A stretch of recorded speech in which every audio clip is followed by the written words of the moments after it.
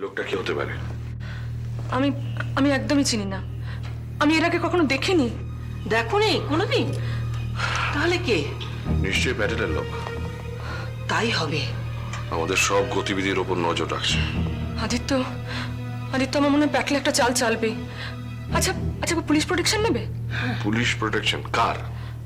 বিশেষ করে তোমাকে কিন্তু একবার কিডন্যাপ করা হয়েছিল, এটা ভুলে যেও না। আমার পুলিশ প্রোটেকশনের কোনো দরকার নেই। নীনা কিন্তু ঠিক কথাই বলছে খোকা। উদ্বোধনের দিন যত এগোবে প্যাটেল চাইবে সবকিছু বানচাল করে দিতে। আরে তোকে সরাতে পারলেই তোর স্বার্থ সিদ্ধি হবে। বলেছি না, আমাকে নিয়ে একদম টেনশন করবে না। আরে বাবা, ডাক্তার আদিত্য ব্যানার্জি আর পাঁচটা সাধারণ মানুষের মতো নয়। তার গায়ে হাত দেবার আগে অন্য লোকের 7-5 বার ভাবতে হবে। কিন্তু তোমার যদি কিছু হয়? মহা মুশকিলে বললাম। আরে বাবা, একটা লোক দরজায় উঁকি দিয়েছে। হ্যাঁ, হতে পারে হয়তো সে প্যাটেলের লোক, কিন্তু তার জন্য পুলিশ প্রোটেকশনের কি দরকার? আর বাবা, লোকটা তো সাধারণ মানুষও হতে পারে। সাধারণ লোক হলে উকি মারবে কেন আদিত্য? সে তো দরজা বেল দেবে।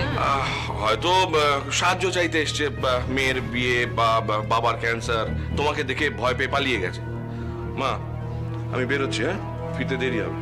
নীনা, ঘটনাটা যতই ছোট হোক আমাদের কিন্তু সিরিয়াসলি নেওয়া উচিত। না, আমরা যখন জানি যে ওই জমিটার উপর ওই প্যাটেলের নজর আছে। কি করতে চাও?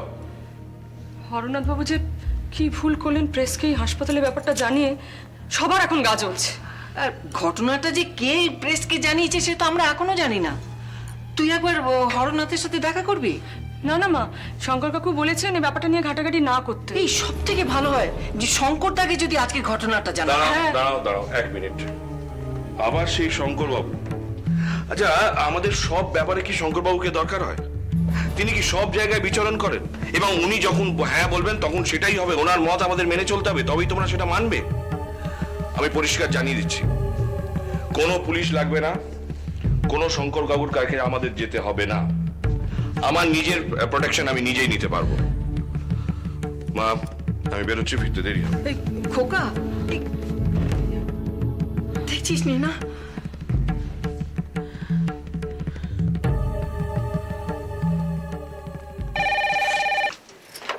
হ্যালো, মৈত্রেয়ী বলছিলাম। হ্যাঁ মৈত্রীদি বলুন। অভিষেক আছে? অভিষেক? হ্যাঁ, ওর সাথে একটু দরকার ছিল। অভিষেকের সঙ্গে দরকার ছিল? হ্যাঁ। না, এখন তো অভিষেক বাড়িতে নেই, ও একটু বেরিয়েছে, একটু পরে এসে যাবে। ওহো, আচ্ছা তাহলে ফিরলে বলে দিও যাতে আমার সঙ্গে একটু চেম্বারে এসে দেখা করে। আমি 8টার পর থেকেই চেম্বারে আছি, ফোন করার দরকার নেই, সোজা চলে এলি। বলে দেবো। ওকে, রাখছি।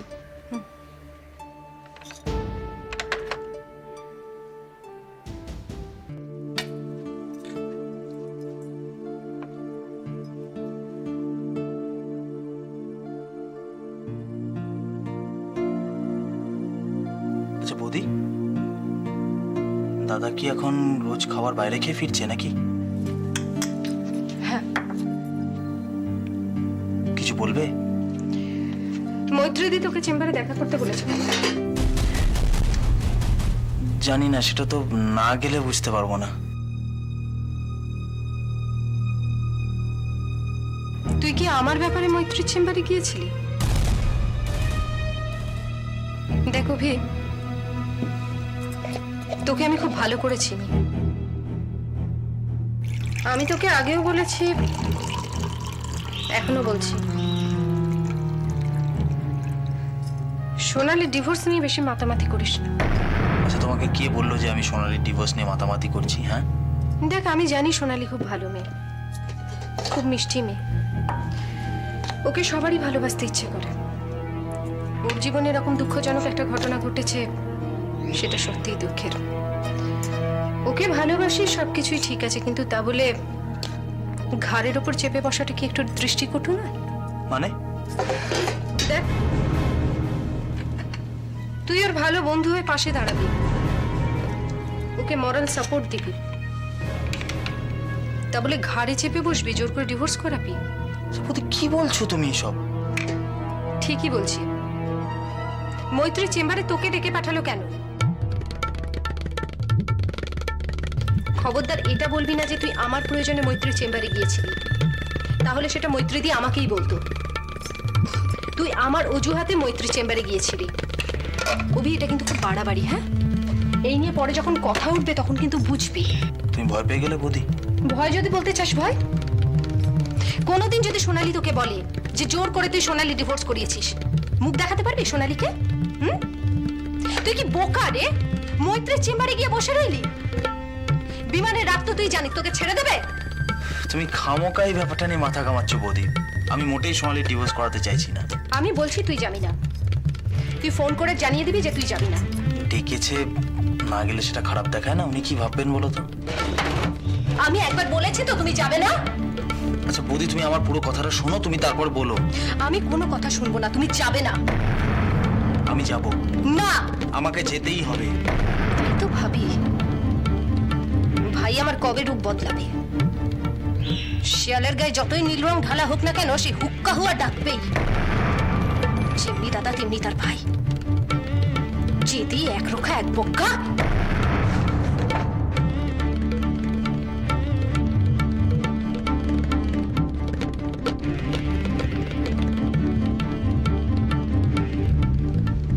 শাট আপ, জাস্ট শাট আপ। কোন কাজটা আগে করবেন, কোন কাজটা পরে, সেটা কবে বুঝবেন বলুন তো? আমাদের শহরে বাইপাসের ধারে মিস্টার প্যাটেলের যে টাউনশিপটা হচ্ছে, তার ফাইলটা মুভ করেনি কেন? স্যার, অনেকদিন আগেই তো আমি ভৌমিকের টেবিলে ফাইলটা দিয়ে দিয়েছিলাম। তাহলে চেস করেননি কেন? চেস করেছিলাম তো। তাহলে ফাইলটা মুভ করছে না কেন? ভাই, আসলে ভৌমিকের স্ত্রী অসুস্থ ছিলেন, অনেকদিন উনি অফিসে আসতে পারেননি। স্ত্রীকে নিয়ে খুব ছোটাছুটি করতে হয়েছিল। ভৌমিকের স্ত্রী অসুস্থ ছিল, এই অজুহাতটা লোকে শুনবে? শুনবে? সারাদিন বসে বসে তো গায়ে একেবারে জং ধরিয়ে ফেলেছে। ননসেন্স। ভৌমিক আসেনি তো ফাইলটা মিস্টার বোসকে ফরওয়ার্ড করেননি কেন? ভাই, ইয়ে মানে ননসেন্স। দেখুন বিভাস বাবু, আপনাকে আমি প্রথম দিনই বলেছিলাম যে আমাদের এই শহরে কোনো টাউনশিপ হলে সেটা আমাদের শহরেরই লাভ।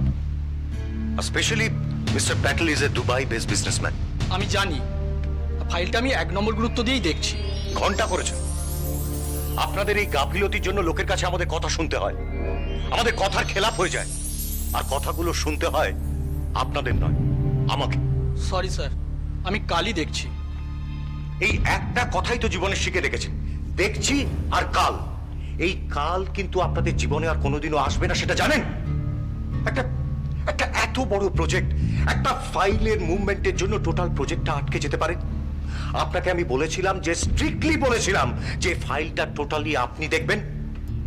আপনাকে কি আমি এই কথাটা বলেছিলাম? বলেছিলাম কি? হ্যাঁ স্যার, আমি সত্যি সত্যিই দেখছি। সত্যি সত্যি দেখছি। এখন যদি মিস্টার প্যাটেল ফোন করে, আমি এরকম ভূতের মতো মুখ করে দাঁড়িয়ে আছেন কেন? হ্যাঁ, কাল ফাইলটা নেবেন নেব স্যার।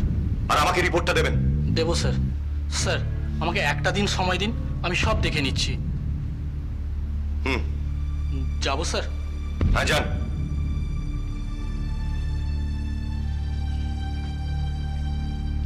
সবাই মিলে একেবারে বিপদে ফেলে দিল। এখন যদি মিস্টার প্যাটেল ফোন করে, আমি যে কি বলবো।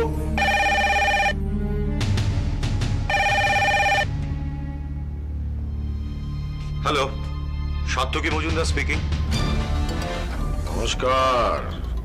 নমস্কার ডিএম সাহেব, চেনা যাচ্ছে? মিস্টার প্যাটেল? অদমের নাম কৃষ্ণকান্ত পটেল। তো আমার কাজের খবর কি? সব ঠিক আছে স্যার, সব ঠিক আছে, নো প্রবলেম স্যার। আপনি যবে ফিরবেন ততদিনে সব ঠিক হয়ে যাবে স্যার। আপনি আপনি কলকাতায়? আসতে পারি?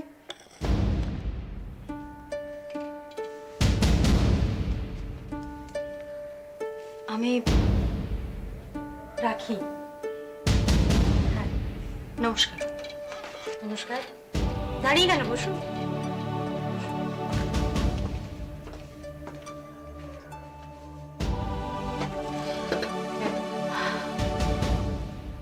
আমাকে এখানে মানে আমি কিছুই, প্লিজ রিল্যাক্স, টেনশন করার কিছু নেই। আমার আসলে একটু কিছু কথা বলার ছিল, তাই জন্য আমার চেম্বারে আপনাকে ডেকে পাঠিয়েছি। বলুন। আপনাকে তো ফোনে আমি বলেছি আমি মালার পক্ষের উকিল। হ্যাঁ, সেটাই তো ভাবছি যে আমার সাথে আপনার কি দরকার থাকতে পারে। মালা অরিন্দমকে ডিভোর্স দিতে চায়। আপনার সঙ্গে অরিন্দম বাবুর একটা সম্পর্ক গড়ে উঠেছে।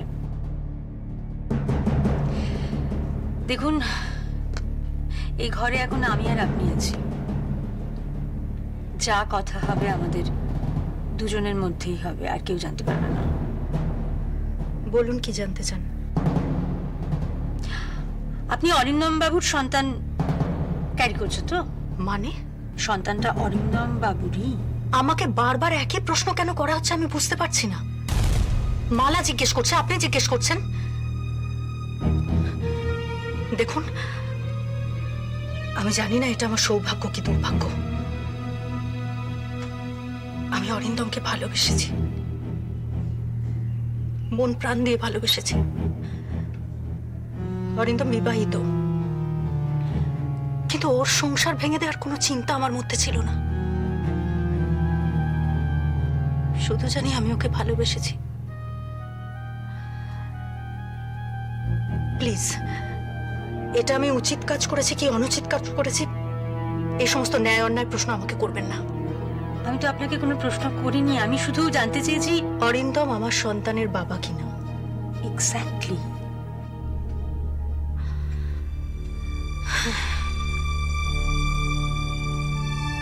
আমি বিবাহিত না হয়েও এক সন্তানের মা হতে চলেছি। এমন একজনের সন্তানের মা হতে চলেছি যে বিবাহিত।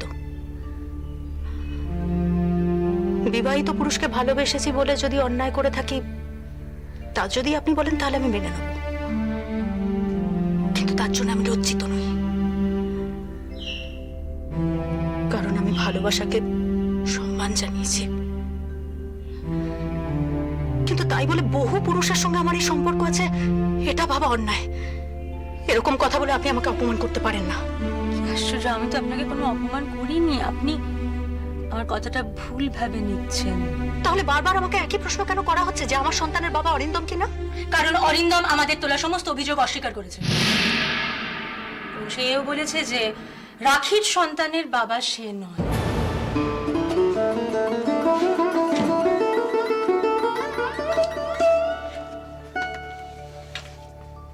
ইয়েস রাখি, অরিন্দম তার সন্তানের পিতৃত্ব অস্বীকার করেছে।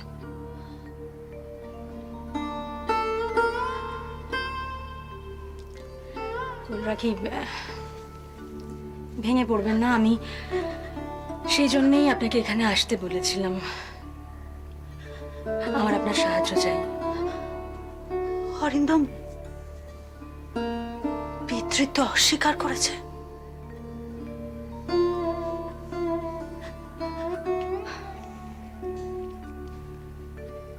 সীতাকে কি বারবার অগ্নি পরীক্ষা দিয়ে যেতে হবে? শুধু সীতা কেন, এবারে রামকেও অগ্নি পরীক্ষা দিতে হবে। আমি সমস্ত ব্যবস্থা করব, শুধু আপনার আমাকে সাহায্য করতে হবে। হ্যাঁ অভিষেক, বসো।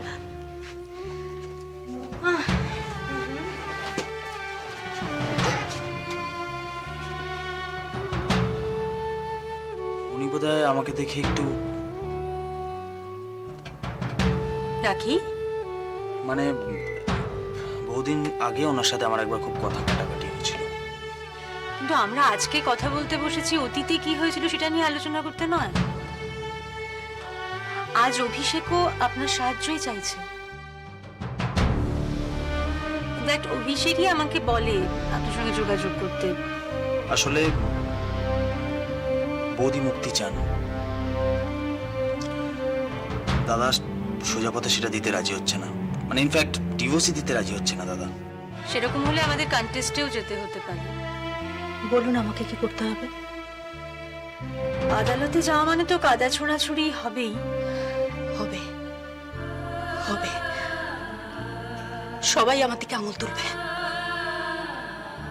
আজ আপনারা আমাকে সন্দেহ করছেন, কাল সবাই আমাকেই বলবে আমি নষ্ট, আমি বাজে। কিন্তু আমি যখন লড়াইয়ে নেমেছি আমি তখন পিছিয়ে যাব না। আমার মনে হয় সেটাই হবে ঠিক পথ। অরিন্দম আমাকে এড়িয়ে যাচ্ছে আমি বুঝতে পারছিলাম, কিন্তু এতটা অ্যাভয়েড করছে আমি বুঝতে পারিনি। আমি অরিন্দমের ফেভার নেব না বলেই ওর আন্ডারে চাকরিটা আমি ছেড়ে দিয়েছি। তাহলে আপনার চলবে কি করে? এখন জমানো টাকা দিয়ে চালাবো, বাচ্চাটা না হওয়া অবধি এভাবেই চলতে হবে, তারপর আবার চাকরি দেখে নেব। অরিন্দমের সাহায্য আপনি নেবেন না? নেব, তবে নিজের জন্য না, বাচ্চাটার জন্য। আমার সন্তানকে পিতৃহীন হয়ে আমি জন্মাতে দেব না, অরিন্দমকে আমি ছেড়ে দেব না। আপনি যা বলবেন আমি তাই করতে রাজি আছি, বলুন আমাকে কি করতে হবে। ব্যাপারটাকে ঠান্ডা মাথায় এগিয়ে নিয়ে যেতে হবে। প্রথমে চেষ্টা করতে হবে ডিভোর্সটা যাতে মিউচুয়ালি করা যায়। আচ্ছা, আপনি অরিন্দমের বসের সাথে দেখা করুন না। মানে আপনি বসকে গিয়ে বলুন যে আপনাকে হ্যারাস করার চেষ্টা করছে অরিন্দম। আপনি তো ওকে বিয়ে করতে চান তো? হ্যাঁ, বসকে দিয়ে চাপ দেবেন। দেখুন, চাকরি হারাতে কেউই চাইবে না। সোজা রাস্তায় যদি কাজ না হয় তাহলে তো উল্টো রাস্তা ধরতেই হবে। অভিষেক, দেখুন, এটাই সব থেকে ভালো উপায়। মানে দেখুন, সেদিন যে পরিস্থিতিতে কথা বলেছিলাম সেদিন আমি সেইভাবে কথা বলেছিলাম। আজকে পরিস্থিতিটা অন্য, তাই আমি আপনার সাথে অন্যভাবে কথা বলছি। আপনি যদি একটু সাহায্য করেন তাহলে হয়তো আজকের এই পরিস্থিতিটা বদলে যেতে পারে। হয়তো আপনি দাদার বসের সঙ্গে কথা বলুন। আমি যত তাড়াতাড়ি সম্ভব বসের সাথে কথা বলবো। আজ তাহলে চলুন।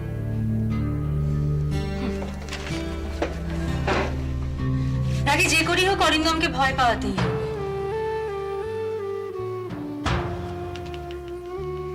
আরেকটা কথা, যে কথাগুলো এখানে হলো সেটা আমাদের তিনজনের মধ্যেই থাকবে। অবশ্যই, চল।